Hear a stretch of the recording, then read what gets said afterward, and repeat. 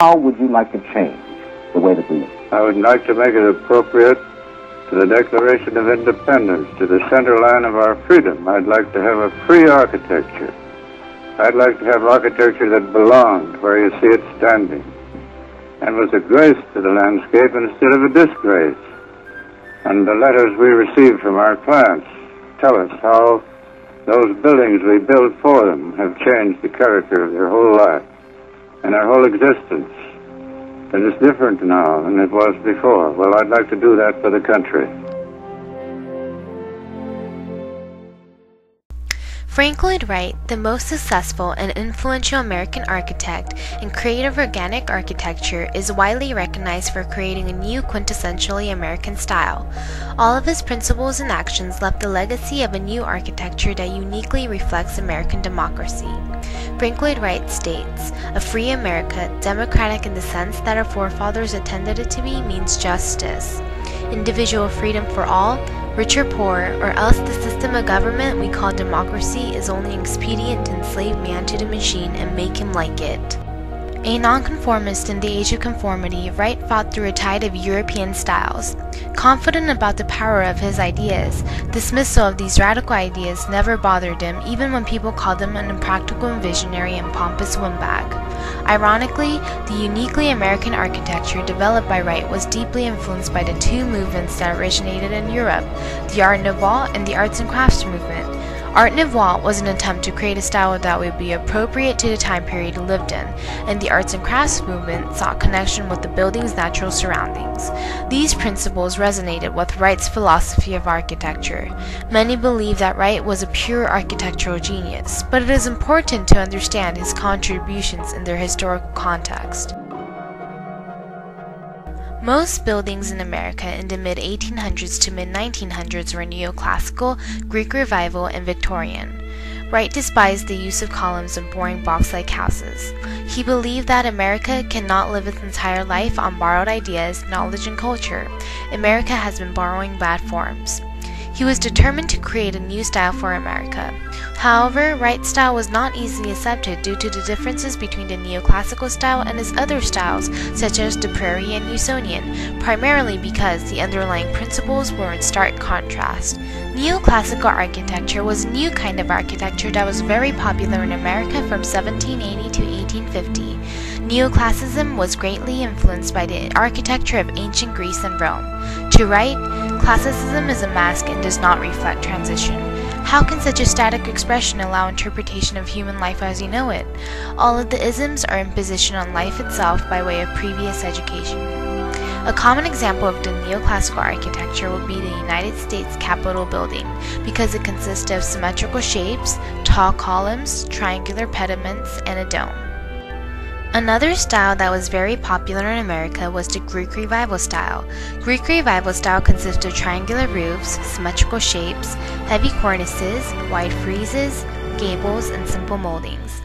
The Greek Revival style and the Neoclassical are two similar styles. However, the difference between the two is that the Neoclassical follows the ancient Greek and Roman style more strictly. The Greek Revival style, on the other hand, was more house-like. The Victorian style in America, which was very popular between 1870 and 1910, was influenced by the Victorian era in England. The Victorian style tends to be very detailed, colorful, and has many complicated designs. The style was simple in the pre-Civil War era but became more intricate after the war. Industrialism created the Victorian style because without new technology and tools, complicated and detailed designs would have been difficult. Contrary to all the popular European styles in America, Wright's style consists of clerestory windows, horizontal lines, and low-pitched overhanging roofs. His most famous prairie house style is the Roby House. It was built to blend with the prairies in the Midwest. The homes were to serve as a sanctuary for the people. For instance, it is very hard to find the entrance to the Roby House because Wright wanted to respect privacy. However, Wright's most famous building is the Falling Water, located in Bear Run, Pennsylvania. Built in 1936, Wright designed both interior and exterior of the house. This major commission during the Great Depression saved Wright's career, proving that he was a great architect once again. Not only did Wright build a significant house in architectural history during the Great Depression, but he developed a new style, the Usonian style. It is the same features as the Prairie style, except that the Usonian houses were smaller and less expensive. His goal was to make affordable houses for people, especially during the Great Depression. The philosophy behind the two styles cannot be more different. The European styles were grand and massive, more ostentatious and less practical. Wright's style was simple and practical. He wanted to build places within which people could live. The Greek Revival style in America was influenced by the American Revolution.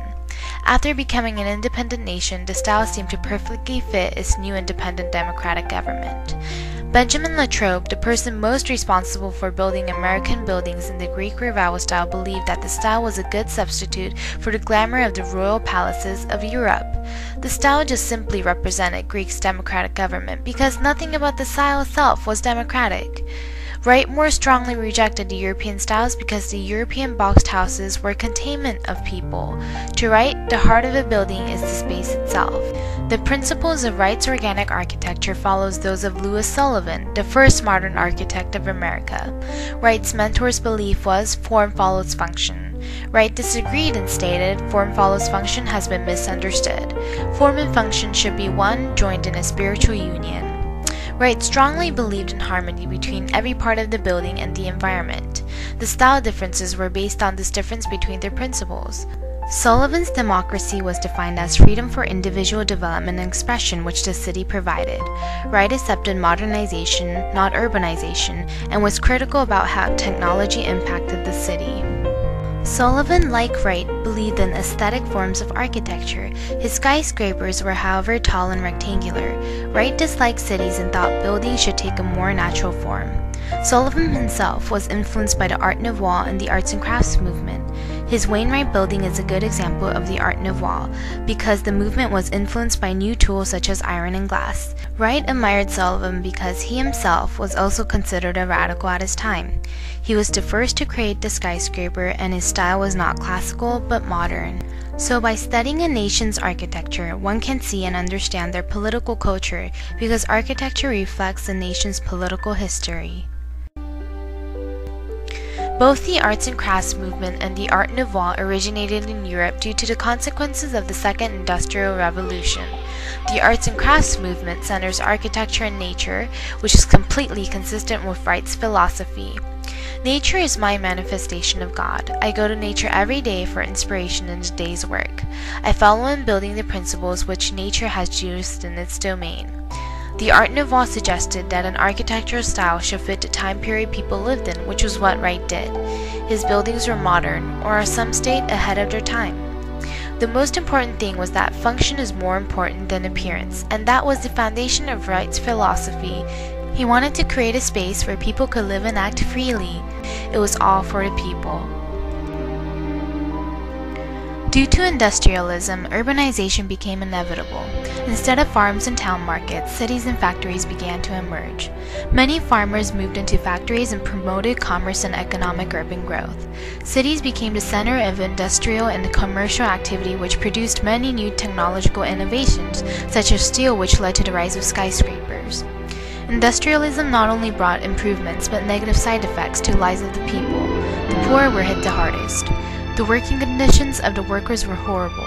They worked in dangerous environments, worked long hours, and received very little pay. The city was filthy and full of stench. Air quality was poor due to air pollution from factories. 20 or more families had to live in small, cramped apartments. These problems created due to industrialism and urbanization caused the arts and crafts movement and the Art Nouveau to emerge, which heavily influenced Wright's philosophy and architecture. Wright adapted his principles to his work well and executed a style for America that surrounds us every day. His style is not only seen in America but worldwide. His principles of organic architecture can be seen in the Sydney Opera House, which took more modern forms.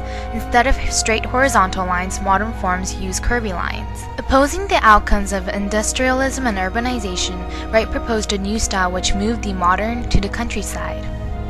He imagined an agrarian America based on Jeffersonian ideals, but with a modern sensibility. The Broadacre City presented his ideal American nation. A nation in which people are free from centralized power and where all structures join and blend into the landscape of America.